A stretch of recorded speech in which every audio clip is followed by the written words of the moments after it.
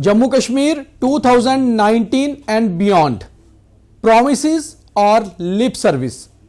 आज का विचार विमर्श हम करेंगे जम्मू कश्मीर की पिछले 5 साल की सियासत, डेवलपमेंट, ग्रोथ पर।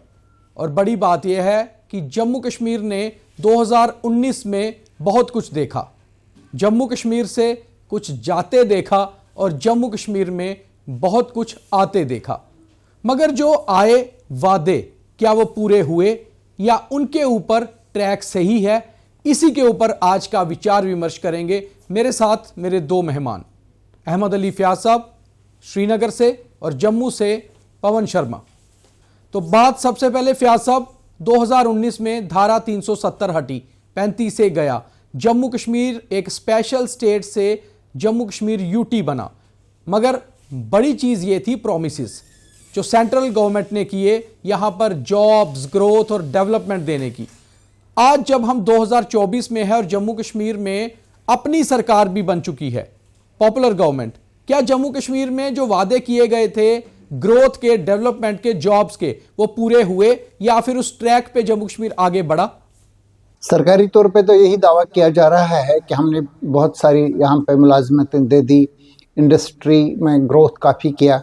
लेकिन जहाँ तक हम आम लोगों का ताल्लुक़ है, जो हमारा मुशाहिदा है, इसमें उन तवक्कात पर सरकार अभी नहीं उतर पाई है जो तवक्कात 2019 के बाद पैदा हुई थी। और पर्टिकुलरली 2021 अप्रैल में जब एक नई इंडस्ट्रियल पॉलिसी यहाँ पे अडॉप्ट की गई थी और उसके साथ industrial land develop allotment policy बनाई गई थी 2021-30 के लिए, मतलब 9 साल के लिए ये दोनों स्कीम्स बनी थी।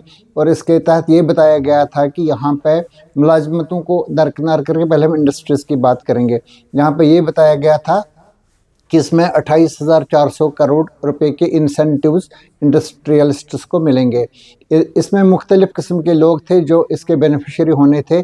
पहले जिनके पास इंडस्ट्रियल यूनिट्स यहाँ पे लगे हैं कश्मीर में और जम्मू में, वो भी इस ज़ुमरे में आते हैं। और इसके अलावा जो नए लोग लगाने वाले थे, इसी के तहत ये बताया गया था कि एक यहाँ पे डेवलप किया जाएगा, ख़ासतौर से कश्मीर में फ़िल्म बनाने का, इनके स्टूडियोज़ वगैरह, ये सारी चीज़ें हमारी नज़र में अभी तक ये चीज़ें वहाँ पे नहीं हैं। बीच बीच में लोग आते हैं वीडियोज़ बनाने के लिए, फिल्म्स की शूटिंग के लिए, लेकिन उनका सारा जो अमला है, इनका जो सारा इंफ्रास्ट्रक्चर है, वो बम्बई वगैरह से आता है, वो लोग आते हैं। अभी तक मकामी तौर पे ऐसी कोई फैसिलिटी, ऐसा कोई स्टूडियो वहाँ पे नहीं है श्रीनगर में या कश्मीर के किसी दूसरे इलाके में।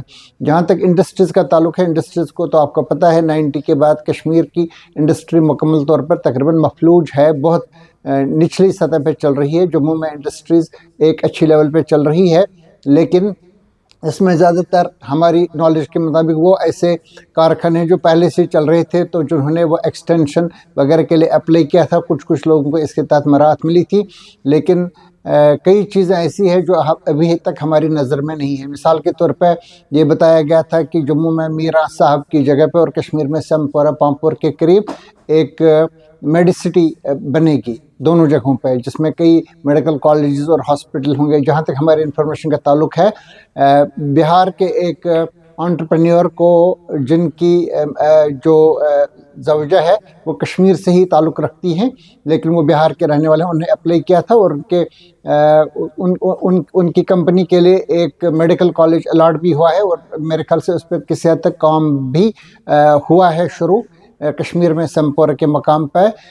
1-2 हॉस्पिटल्स ऐसे हैं जिन्हें वो अप्रूवल वगैरह मिल चुके हैं, लेकिन अभी तक जिस तरीके से वहाँ पे हॉस्पिटल बनने चाहते, जिस तरह से मिसाल के तौर पर जम्मू में, हालांकि वो इसका हिस्सा नहीं है, एम्स जम्मू, आपने देखा पिछले 4 साल के दौरान और कोविड के सख्त तरीन मरहले से गुजरने के बावजूद ये इन्होंने, जो इसके नए एग्जीक्यूटिव डायरेक्टर डॉक्टर शक्ति गुप्ता हैं साहब हैं, तो इन्होंने इसको बनाया और ये ड्रीम पूरा कर लिया, जिस पे फ़ख्र होना चाहिए रियासती सरकार को भी और रियासत के अवाम को भी। लेकिन इस तरह की फैसिलिटीज़ प्राइवेट सेक्टर में जो बननी थी मीरा साहब में और कश्मीर में समपोरा में पामपुर के करीब, वो हमारी नज़र में अभी नहीं है। जिंदल ग्रुप एक है, इनके बारे में बताया गया था कि एक वहाँ पे स्टील बनाने का कारखाना लगाएंगे लासीपुरा में। हमने 2 साल पहले देखा कि उन्होंने एक एडवर्टीजमेंट दिया था कि हम वहाँ पे संगी बुनियाद इसका डाल रहे हैं। फिर हमने मालूम किया हुकाम से, तो उन्होंने कहा हमें इस बारे में कोई जानकारी नहीं है। उन्होंने अपनी कंपनी के लोगों को ही वहाँ पे कुछ लोगों को जमा करके वहाँ पे ये लगाया था फाउंडेशन। तो बाकी ये जो कारखाने बताए गए थे, जैसे कि बताया गया था कि कश्मीर में सबसे बड़ा शॉपिंग मॉल लुलु शॉपिंग मॉल बनेगा श्रीनगर के मज़ाफ़त में, इसी समपुरा पांता चौक के एरिया में। अभी तक इस किस्म की चीज़ें हमारी नज़र में नहीं है। सिनेमा के बारे में बताया गया था, वहाँ पे एक सिनेमा है जो आइनॉक्स है वहाँ पे शिवपुरा एरिया में, वो चल रहा है। कई लोग वहाँ पे जाते हैं फिल्म वगैरह देखने के लिए। लेकिन ये जो बताया गया था कि हर डिस्ट्रिक्ट में सिनेमा बनेंगे और लोग फिल्म देखने के लिए जाएंगे, अभी तक वो हमारी नज़र में। तो बहुत सारी चीजें फयाज साहब ने ये बताई कि जो मीडिया में तो हैं, सोशल मीडिया पर भी हैं, कागजों में भी हैं, फाइलों में भी हैं, मगर उनकी नज़र में नहीं है, यानी कि चीज़ें ग्राउंड पे वो वाली नहीं आई हैं। हालांकि जम्मू कश्मीर में हालात बहुत बदले, इससे कोई इनकार नहीं करता। एक टेररिज्म का दौर था, पत्थरबाजी का दौर था, पैलेट्स चलते थे, आज वो सब नहीं है। हालात बहुत बदले हैं, मगर क्या जिस नए जम्मू कश्मीर का वादा 2019 में किया गया था, क्या उस नए जम्मू कश्मीर की नींव रखी गई? जॉब्स, डेवलपमेंट और ग्रोथ। पवन जी, जम्मू के हवाले से कैसे बात करते हैं? देखिए, इसमें कोई शक नहीं है कि जब जम्मू कश्मीर, नया जम्मू कश्मीर की बात की गई थी, उस समय से लेकर अभी तक बहुत बदलाव हुआ है। डेवलपमेंट प्रोजेक्ट्स बहुत अच्छे तरीके से काम कर रहे हैं। आप चाहे हाईवे का ले लीजिए, रेलवे का ले लीजिए, कोई भी प्रोजेक्ट्स हो, वहाँ पर काम हो रहा है। इंडस्ट्रियल हब बनाने की बात हुई थी, उस पर भी बहुत ज़्यादा काम हुआ है। हाँ, समय लगता है हर चीज़ को स्वरूप में आने में, लेकिन काम शुरू हुआ है। लेकिन रोज़गार को लेकर जो बात कही गई थी, उसे लेकर थोड़ा सा संशय बना हुआ है, क्योंकि अभी भी वही स्थिति है जो पहले थी। रोज़गार के नाम पर मैं नहीं कहता हूँ कि वहाँ पर सफल हो पाए हैं, लेकिन इतना ज़रूर है कि नया जम्मू कश्मीर जिसकी नींव रखने की बात कही गई थी, उसमें काफ़ी हद तक सफल हो चुके हैं। समय और लगेगा, बदलाव आ रहा है। आतंकवाद जो है वो समाप्ति की ओर, जैसा पहले कहा जाता था, वो अभी कागजों पत्रों में समाप्ति की ओर है। लेकिन जम्मू संभाग में बड़े ज़्यादा हमले हुए इन दिनों में, जो पिछले 7-8 महीने गए, वो एक चिंता का विषय जरूर है। लेकिन कश्मीर में हालात सुधरे, वहाँ पर पत्थरबाजी बंद हुई, पायलट्स गन का इस्तेमाल बंद हुआ और वहाँ पर लोग भी बाहर नहीं निकले। हालात कुछ ऐसे बन गए कि वहाँ पर एक शांति भाईचारे का जो एक प्रतीक मानने वाली बात थी, उसे लेकर जुलूस भी निकाले गए। वो अलग अलग समुदाय की अगर बात की जाए तो शिया समुदाय का भी पहली बार काफ़ी सालों के बाद वहाँ पर जुलूस भी निकला। अच्छे प्रयास भी हुए हैं, थोड़ा नुकसान भी कई जगह पर हुआ है, लेकिन अगर कहा जाए तो कुल मिलाकर अगर हम बात करें तो एक अच्छा स्टेप जो केंद्र सरकार ने लिया था।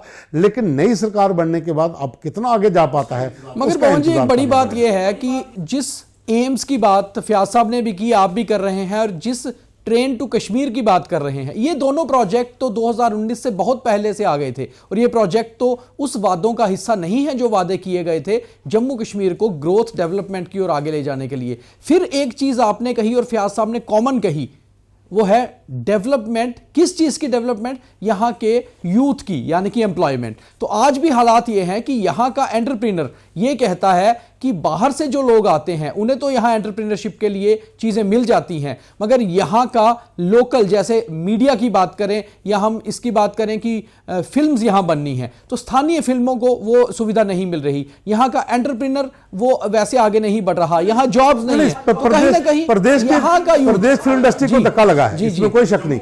जो जम्मू कश्मीर की फिल्म इंडस्ट्री है, जम्मू कश्मीर के जो सीरियल्स बनाने वाले लोग हैं, जो वेब सीरीज पे काम करने वाले लोग हैं, उनको जरूर निराशा हुई है, क्योंकि कुछ गिने चुने लोगों को ही जहां पर फायदा मिला। अगर कहा जाए तो यूपी की एक कंपनी को जहां पर विधानसभा के अंदर शूट करने का भी मौका मिला, लेकिन जम्मू की जो एक फिल्म बननी थी, वो चाहे डोगरी हो या पंजाबी हो, जिसे जम्मू के कलाकार बना रहे थे, उनको जहां पर शूट करने का मौका नहीं मिला।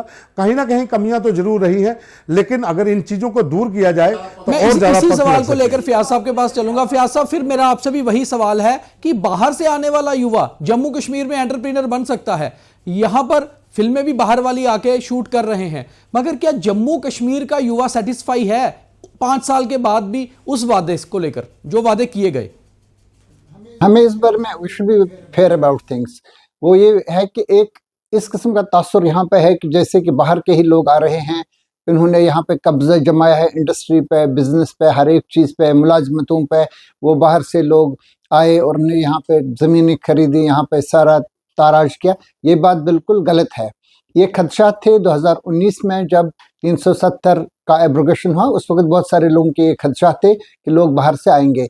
हमारी इतलात के मुताबिक जम्मू में कुछ लोग आए हैं, पर्टिकुलरली कठवा सांबा डिस्ट्रिक्ट में कुछ लोग जम्मू में, इससे बियॉन्ड कोई आया ही नहीं है।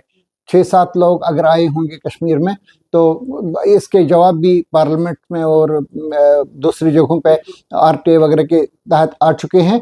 ऐसा कोई बिल्कुल इन्फ्लक्स नहीं है बाहर से आने वाले लोगों का। कारीगर वगैरह जो हैं ये तो तकरीबन बाहर से आते ही थे पहले, कश्मीर में पहले भी आते थे। हर साल, ये 2019 से पहले भी था, उसके बाद भी है कि तकरीबन 3 लाख के करीब, 3 लाख और 3.25 लाख के करीब कारीगर वहाँ बिहार, यूपी, पंजाब, मुख्तलिफ जगहों से वहाँ पे आते थे। अभी भी वो आते हैं, इस बात के बावजूद कि कुछ लोगों पे वहाँ पे हमले भी हुए, खासतौर से अक्टूबर 2020 में कई लोगों पे हमले भी हुए, लेकिन उसके बावजूद भी वहाँ पे लोग आते हैं, वो लोग वहाँ पे काम करते हैं।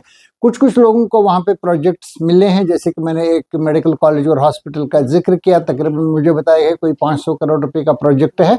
इन लोगों को बिल्कुल हौसला अफजाई मिल रही है, लेकिन कुछ लोग जो कश्मीर के इंडस्ट्रियलिस्ट्स हैं और जम्मू के भी एंटरप्रेन्योर्स हैं, इनकी ये शिकायत है कि हमें कुछ नहीं मिल रहा है। लेकिन यहाँ पे एक कल्चर भी है कि अगर आप सब कुछ भी करेंगे फिर भी लोग मायूस, मतलब मुतमईन नहीं होते हैं, फिर भी वो कहते रहते हैं कि हमें कुछ नहीं मिला है। पूछूंगा फियाज साहब आपसे, आपने कहा अगर सब कुछ भी करेंगे तब भी लोग सेटिस्फाई नहीं होते, तो आप एज ए जर्नलिस्ट अच्छे से चीजों को समझते परखते हैं, तो क्या वाकई में लोग सेटिस्फाई नहीं हो रहे या हुआ ही नहीं? नहीं, मैं कहता हूं कि अभी इसमें काफ़ी डेफिसिट है, इसमें काफ़ी कोताहियां हैं। अगर यहाँ पे होते, मिसाल के तौर पे यही जो बताया गया था कि यहाँ पे ये हॉस्पिटल्स होंगे, यहाँ पे मॉल्स होंगे, यहाँ पे यूनिट्स होंगे, वो यूनिट्स तो हमारी नज़र में नहीं है। अगर वो होते तो हम कहते थे चलो देखो ये यहाँ पे हैं। कुछ लोगों ने अप्लाई किया है, कुछ लोगों को लैंड अलॉट भी हुआ, कुछ लोगों को लैंड अलॉटमेंट हुआ लेकिन उनने पैसा भरा ही नहीं। कुछ लोगों ने लैंड ले लिया, फिर सबलेट करके दूसरे लोगों को ले लिया। इसमें जिस किस्म का रेगुलेशंस वगैरह और जिस किस्म की सुपर सर्वेलेंस और सुपरविजन इस पे होना चाहिए था, मैं समझता हूं कि इसमें बहुत सारी वजूहात की वजह से नहीं हुई है। इस पे काम करने की ज़रूरत है। हालांकि पॉलिसीज़ तो बहुत अच्छी बनी थी। मुलाजिमों से मतलब, जहाँ तक मुलाजमतों से मतलब है, उसमें जैसे हमारी नज़र में और आपकी नज़र में भी है कि इसमें 2 किस्म के मुलाजमतें हैं। एक तो गैजेटेड होती हैं, जिनका जो Jammu and Kashmir public service commission करता था, और इसके अलावा state service subordinate recruitment board जो करता था नॉन गैजेटेड। और कुछ इदारे ऐसे थे जो खुद ही करते थे, जैसे सिक्किम श्रीनगर था, पुलिस डिपार्टमेंट था, और कुछ ऐसे इदारे भी थे। लेकिन यहाँ पे ऐसा हुआ कि 2019 के बाद तो पहले रिकॉन्स्टिट्यूट करना पड़ा Jammu and Kashmir public service commission. इसमें काफ़ी टाइम लगाया गया। ये तकरीबन 2 साल तक बिल्कुल नॉन फंक्शनल रहा कम्प्लीटली। उसके बाद जो सबऑर्डिनेट सर्विसेज रिक्रूटमेंट बोर्ड है, इसमें भी ज़्यादा काम नहीं हुआ। फिर उन्होंने कुछ एजेंसीज को यहाँ पे लाया ये एग्जामिनेशन करने के लिए, क्योंकि इसमें बुनियादी फ़र्क ये लाया गया कि पहले ये देखते थे इनके एकेडमिक मार्क्स वगैरह के कितने हैं, फिर इनके इंटरव्यू वगैरह हो जाता था। बाद में ये बताया गया कि सब लोगों का एक टेस्ट, रिटन टेस्ट किया जाएगा। इसके लिए एक एजेंसीज को लाया गया, और जिन 2-3 एजेंसीज को यहाँ पे लाया गया, ये बताया गया कि ये बहुत सारी अच्छी एजेंसीज हैं। बाद में पता चला है कि ये टेंटेड एजेंसीज हैं, इनके खिलाफ केसेस हैं, कई जगहों पे ये ब्लैक लिस्टेड है। पहले एक लाई गई, उसके बारे में पता चला तो इसको हटाया गया। फिर एलजी साहब ने इसके खिलाफ वो जो सीबीआई वगैरह की इंक्वायरीज दे दी, और उन इंक्वायरीज का क्या हुआ अभी तक किसी की नॉलेज में वो नहीं है। तो इसके बाद दूसरी एजेंसी लाई, उसके बारे में यही हुआ। तो तकरीबन 4-5 बड़ी सिलेक्शंस जो हुई, इसमें कई सिलेक्शंस ऐसी हैं जो बाद में मुस्तरद की गई, मनसूखी की गई। कुछ सिलेक्शंस बेशक हुई हैं, हम ये नहीं कहेंगे कि बिल्कुल किसी को यहाँ पे मुलाजिमत नहीं मिली है, क्योंकि सरकार के पास आदाद शुमार भी हैं, लेकिन वो उसके मुकाबले में बहुत कम है जो लोगों की तवक्का थी या जिनका इनको वादा किया गया था, उस बारे में बहुत कम है। जो आप देख रहे हैं यहाँ पे तकरीबन 1 लाख के करीब सरकारी असामियाँ खाली हैं।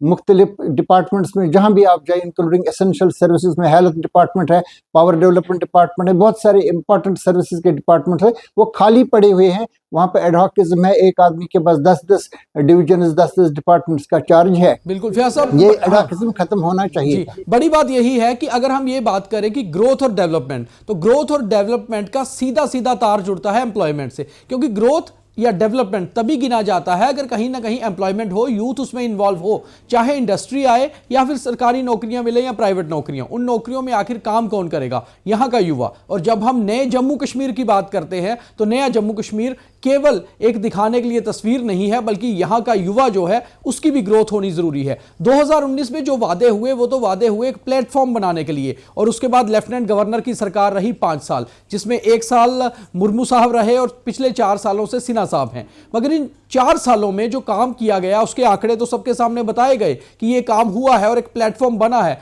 आखिर वो प्लेटफॉर्म बना किसके लिए? पॉपुलर गवर्नमेंट के लिए। चुनाव हुए, पॉपुलर गवर्नमेंट बनी।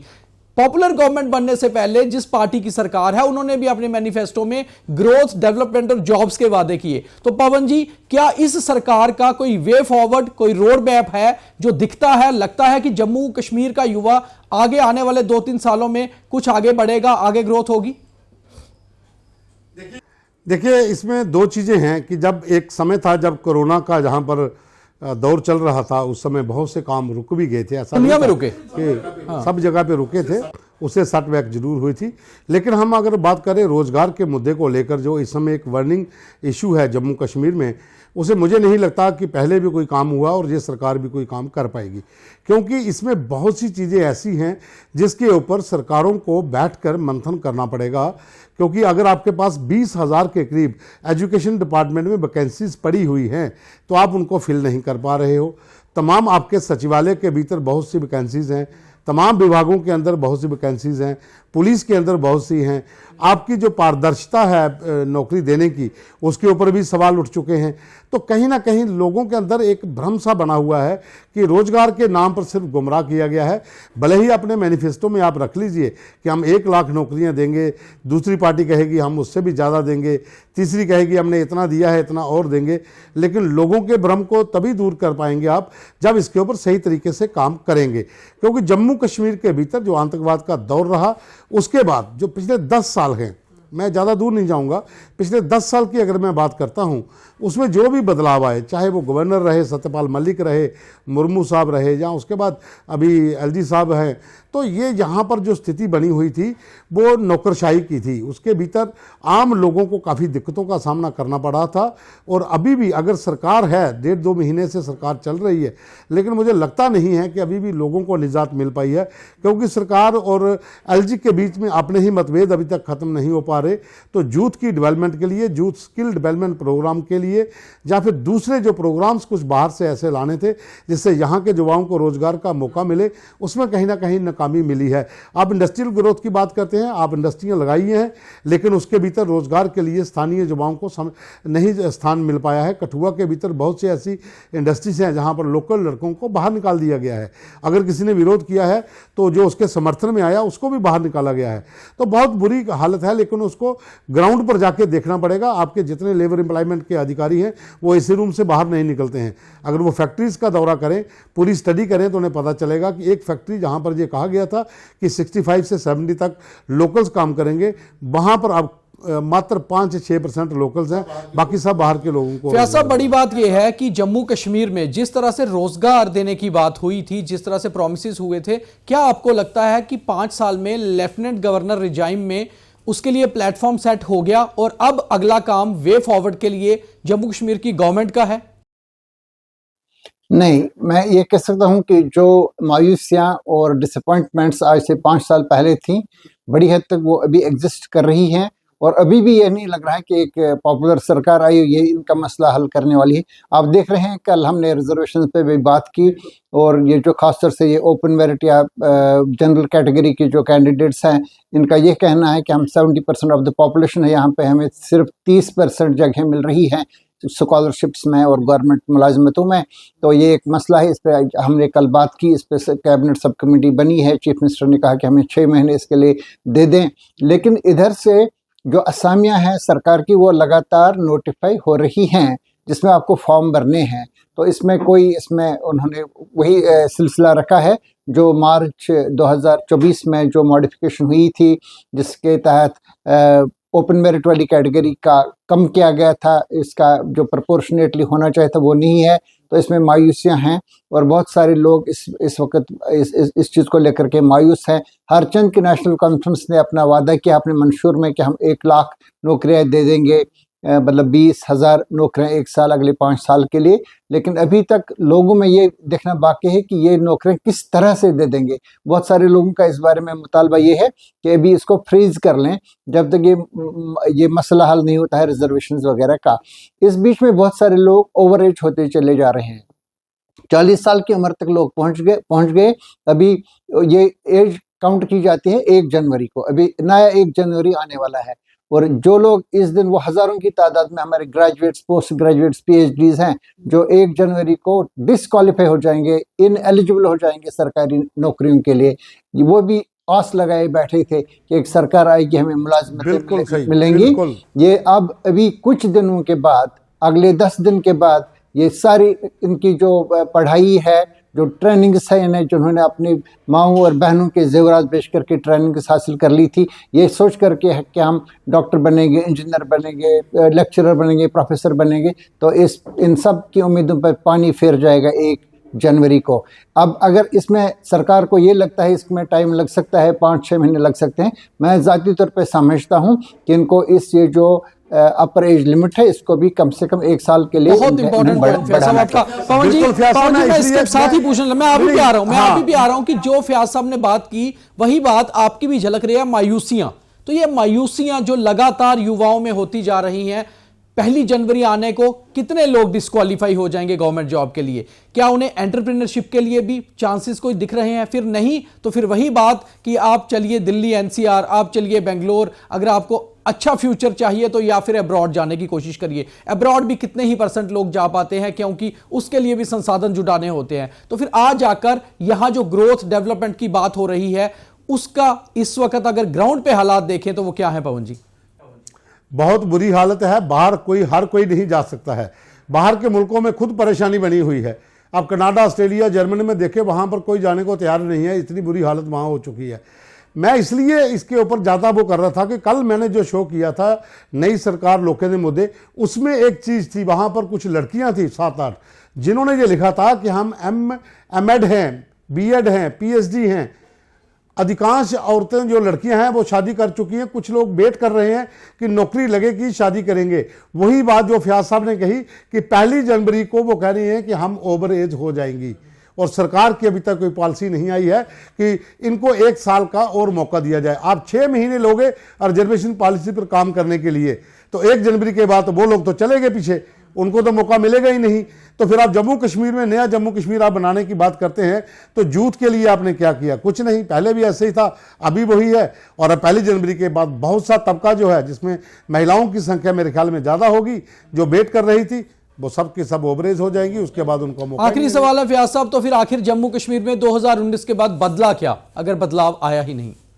देखिए, मैं क्या कह सकता हूँ, अभी हम मुलाजिमत और इंडस्ट्रीज की बात कर रहे हैं। मुख्तसर मैं ये बताना चाहूँगा, अभी हमने बात की, पवन जी ने भी इस पर रोशनी डाली, आपने भी कुछ रोशनी डाली। मैं इसको मैं मिसालों के जरिए, मैं हवा में बातें नहीं फेंकता हूँ। यहाँ पे एक प्रोजेक्ट है जिसके बारे में कल भी मैंने लिखा था, कैंपा नाम का एक प्रोजेक्ट है।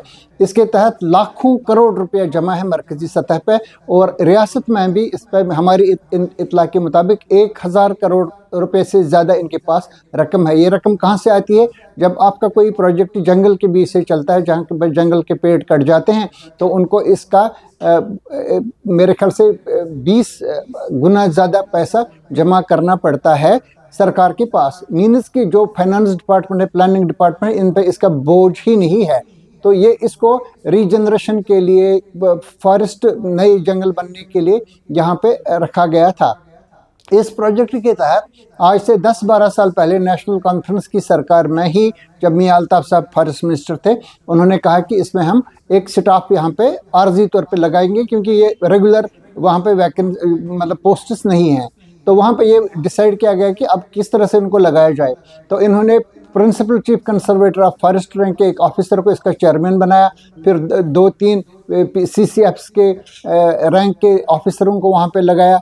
अब इसमें जो लड़के लड़कियां वहाँ पे सिलेक्ट हुए, 2 साल लगे इनको लगाने में, क्योंकि 2 बार इनको रियासत के सबसे ज़्यादा कसीरुल इशात अखबारों में एडवर्टाइज किया गया ताकि सबको मौका मिलेगा कम्पीट करने का। अब जो लोग इसमें हैं जिनका MSc फॉरेस्ट्री, और एक लड़की को मैं जानता हूँ जिसका PhD है फॉरेस्ट्री में और 2 पोस्ट ग्रेजुएशंस हैं, इसको उन्होंने 10,000 रुपये पे लगाया। अभी उसकी तनख्वाह 20,000 रुपया है। जो उनके तहत काम करते हैं क्लास 4 चपरासी और पियान, उनकी तनख्वाह 45,000 रुपये है। अब देखिए वो मैट्रिकुलेट भी नहीं है, वो मिडिल पास लोग हैं। अब आप देख लीजिए कितनी ज़्यादतियाँ हैं इन लोगों को। अब आप देख लीजिए ये लोग कहाँ से करते हैं ये degrees. Scouts to Jammu, scouts to Kashmir में बाज़ाब्ते तौर पे BSc फॉरेस्ट्री के लिए और MSc फॉरेस्ट्री के लिए वहाँ पे जगह हैं। ये मीन्स कि सरकार की सतह पर इनका इंतखाब हो जाता है। इसके अलावा बहुत सारे लोग बाहर की यूनिवर्सिटीज़ में जाते हैं, फिर अपनी ज़मीन जायदाद, मैंने कहा कि माओं के जेवरात बेच करके ये लोग आ जाते हैं, PhD करते हैं, और इधर से आप उनको 10,000 या 20,000 रुपये पे लगाते हैं। और इसमें से कई लोगों ने ये छोड़ दिया, रिज़ाइन ही कर लिया उन्होंने, क्योंकि इन्हें सरकार के जो चीफ सेक्रेटरीज़ हैं और PCCFs हैं, इन्होंने उनकी तनख्वाहें नहीं बढ़ाई। जो इनके बराबर टेक्निकल असिस्टेंट हैं, बाकी लोग हैं, इनको 50-60 हज़ार रुपये मिलते हैं स्काउट्स में कश्मीर में, और या अगर आप इसी प्रोजेक्ट में बाहर जाएंगे तो उनको 50-60-70 हज़ार रुपये होते हैं। रेगुलराइज को नहीं कर सकते हैं, लेकिन जो इनका पैसा है इस पर एक इंटरेस्ट बनता है बैंकों में, उस इंटरेस्ट का एक हिस्सा ये इन पे खर्च कर सकते हैं। लेकिन इन्होंने ये सारा प्रोजेक्ट क्लर्कों, मिडिल पास लोगों के हवाले किया है जो 15-15 साल से वहाँ पे बैठे हैं, वो इस प्रोजेक्ट को चलने ही नहीं देते हैं। परसों यूनियन फॉरेस्ट मिनिस्टर ने इसके आदाद शुमार दिए पार्लियामेंट में, और उसने बताया कि वहाँ पे 100 करोड़ रुपया या 150 करोड़ रुपया उन्होंने जमा रखा है, वहाँ पे खर्च ही नहीं किया है जम्मू कश्मीर में। तो इसके लिए तो अकाउंटेबिलिटी होनी चाहिए। इन लोगों को जिनकी क्वालिफिकेशंस हैं, जो क्वालिफाइड हैं, इनको अगर रेगुलराइज नहीं कर सकते हैं तो इनकी तनख्वाहें बढ़ानी चाहिए। मैंने एक मिसाल दे दी, इस तरह बहुत सारे यहाँ के ऐसे प्रोजेक्ट्स हैं जिनकी कोई सुनता ही नहीं है। ये किसी ऑफिसर के पास, सेक्रेटरी के पास या हेड ऑफ डिपार्टमेंट के पास जाते हैं, उनको बाहर निकालते हैं कि आप लोग जाओ। फिर जो सरकारें होती हैं इसमें लोग कहते हैं जनाब यहाँ नौकरियाँ कितने लोगों को देंगे, ये 1 लाख लोग हैं जो डेलीवेजर नीड बेस्ड और एडहॉक है, ये 1 लाख नहीं है, इनकी तादाद बहुत कम है। इनमें से 80,000 के करीब वो लोग हैं जिन्हें सरकार को निकाल देना चाहिए, जो इसके लिए एलिजिबल ही नहीं थे, जिनको सड़क पर से लोगों ने, उन लोगों ने जिनके पास कॉम्पिटेंसी नहीं, उन्होंने सड़क से उठा करके उन्हें लगा दिया। लेकिन सरकारें क्या करती, वो इन सब को एक ही कैटेगरी में लगा देती हैं। इसमें PhD फॉरेस्ट्री वाली लड़की वो भी उसी में है, और जो 5वीं 6ठी पास ये जो है डेलीवेजर है वो भी इसी कैटेगरी में। इनको अलग अलग करना बहुत ज़रूरी है। इसी तरह से NHM में एक प्रोग्राम यहाँ पे है, इसमें भी तकरीबन 5-6 हज़ार ये जो क्वालिफाइड लोग हैं, इनकी तादाद 10 या 15 हज़ार या 20 हज़ार के करीब होगी। इनको रेगुलराइज करना चाहिए, इनकी तनख्वाहें बढ़ानी चाहिए, फिर इनका आउटपुट आ जाएगा, और जिस मकसद के लिए पैसा सेंट्रल गवर्नमेंट से यहाँ मिल रहा है वो मकसद पूरा हो जाएगा। मैं समझता हूँ कि अभी तक ये मकासद पूरा नहीं हो रहे हैं। तरीके से आंकड़ों के साथ, एग्जाम्पल्स के साथ फयाज साहब ने समझाया कि आखिर दिक्कत कहाँ है।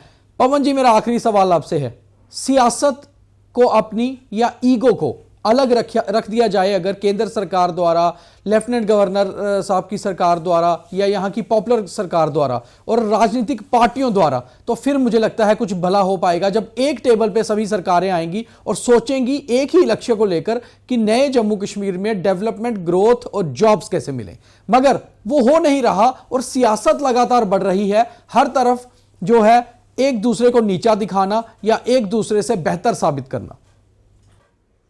देखिए, मैं इसे छोटा सा आंसर दूंगा कि दोनों ही सरकारों को, केंद्र सरकार वाया LG और जम्मू कश्मीर की सरकार, इन दोनों को एक टेबल पर बैठकर यूथ के लिए नई पॉलिसी लानी चाहिए, इंडस्ट्रियल के लिए एक नई पॉलिसी लानी चाहिए, लेकिन वो आपसी सहमति से बने कि वाकई ही यहाँ के युवाओं को रोजगार मिल सके। आप इंडस्ट्रियाँ खोल सकते हो, इसमें कोई राय नहीं है कि आपके पास जगह नहीं है, जगह बहुत है। लेकिन जो भी आप प्रोजेक्ट वहाँ पर खोलते हैं, जिसको भी आप ये प्रोजेक्ट देते हैं, पहले एक बॉन्ड साइन हो कि लोकल्स को कितना रोजगार मिलेगा, और युवाओं के लिए आपको सरकारी नौकरियां भी देनी होंगी जो वैकेंसीज आपकी पड़ी हुई हैं। जैसा फयाज साहब ने कहा कि पैसे की कमी नहीं है, तो इसमें कतई भी ये ऐसा नहीं है कि आप उनको तनख्वाह नहीं दे पाएंगे। आप उन चीज़ों से बाहर निकलिए जो पहली सरकारें कर चुकी हैं। जो रहबरे तरीम, रहबरे खेल, ये नहीं चलेगा। आपको परमानेंट जॉब्स देनी होंगी, ताकि 1 जनवरी से पहले पहले कोई पॉलिसी लाइए। इनको जो ओवरेज हो रहे हैं उनका 1 साल बढ़ाइए, ताकि 6 महीने जो उमर साहब ने लिए हैं उसके बाद ये पता चल सके कि आखिर रिजर्वेशन पॉलिसी के ऊपर हम कहाँ। तो मायूस युवाओं के साथ हम आपके लिए भी एक सवाल छोड़े जा रहे हैं। हम हमेशा विचार विमर्श में कोशिश करते हैं किसी एक मुद्दे पर चर्चा करने की, और सवाल आपके लिए छोड़ते हैं क्योंकि जवाब आपसे चाहिए। आखिर हम ये प्रोग्राम करते किस लिए हैं? ये शोज हम इसीलिए करते हैं ताकि जनता समझ पाए कि हो क्या रहा है, और हमारे विचार विमर्श करने का कारण होता है कि आप कम से कम कमेंट जरूर करें, ज्यादा से ज्यादा इसे शेयर करें, और जो भी शख्स, जो भी युवा, जो भी जम्मू कश्मीर का नागरिक इस कार्यक्रम को, इस डिस्कशन को देखे, वो जरूर कमेंट करके बताए कि उसे क्या लगता है मायूस युवा के साथ कितना आगे बढ़ेगा जम्मू कश्मीर, और क्या जॉब्स, ग्रोथ और डेवलपमेंट के जो वादे हुए थे वो पूरे हुए, और नहीं हुए तो उसके पीछे कारण क्या है। आपका कमेंट का हमें इंतजार रहेगा, और इसे शेयर जरूर करिए ताकि लोग बेहतर तरीके से देख पाएं और समझ पाएं। बहुत धन्यवाद।